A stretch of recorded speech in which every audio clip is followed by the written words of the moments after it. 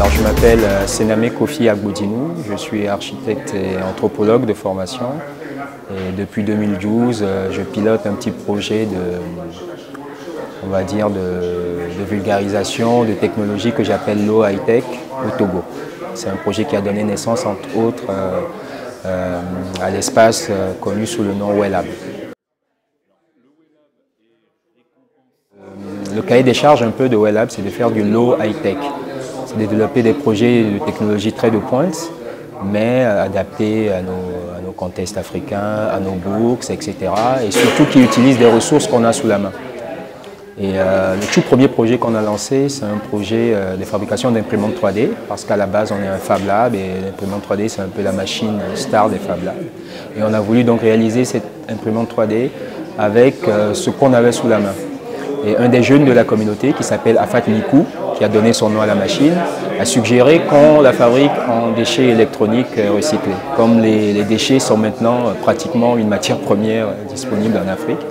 Et donc on a développé et on a réussi à concrétiser la première imprimante 3D fabriquée avec des déchets d'autres machines.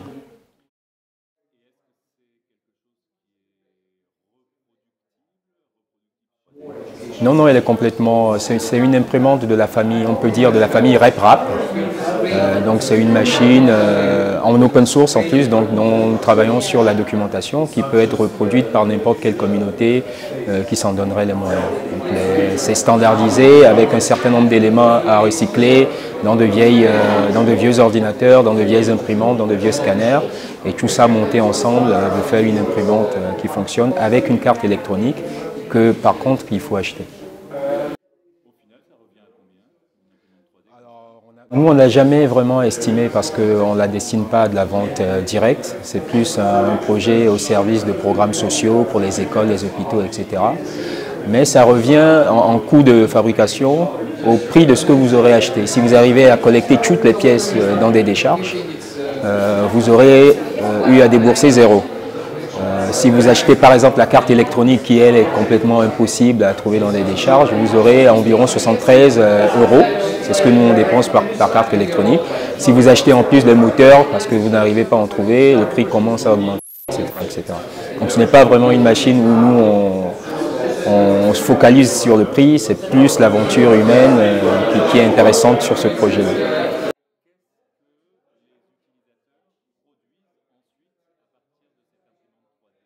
Alors pour l'instant, on peut dire qu'on rame un peu, parce qu'une fois que le projet a été concrétisé, les journalistes nous sont un peu tombés dessus.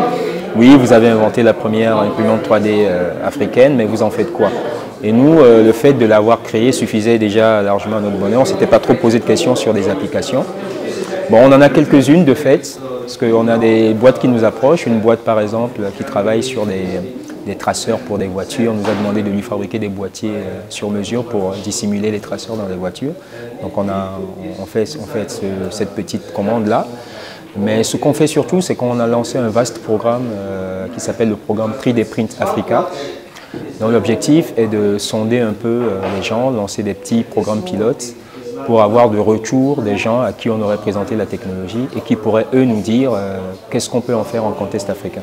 Plutôt que ce soit nous qui décidions, oui ça peut servir à ça, ça peut servir à ça. On préfère nous plutôt essayer à travers ce programme de vulgariser vraiment la technologie, de mettre en quelque sorte la machine entre toutes les mains. Et puis on a confiance aux gens pour qu'ils trouvent eux-mêmes des applications.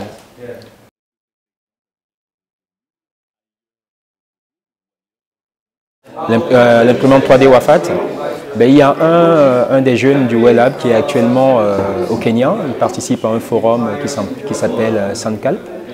Et il monte avec le Fab Lab local qui s'appelle Gearbox, une imprimante Wafat. Donc toutes les communautés qui sont intéressées et qui sont prêtes à nous faire voyager, on vient et on monte un projet d'imprimante avec eux.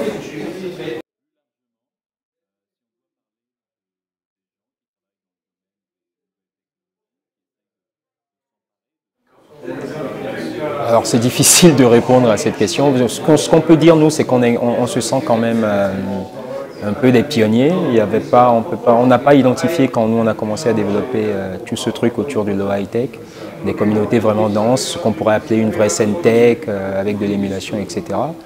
Donc on essaie d'amener un peu d'émulation, de rassembler du monde, de mettre un lieu ouvert à disposition pour que ça commence à prendre. Mais c'est encore très difficile parce que le Togo, par rapport aux pays comme le Sénégal, la Côte d'Ivoire, est quelque peu sinistré quand même sur ce plan.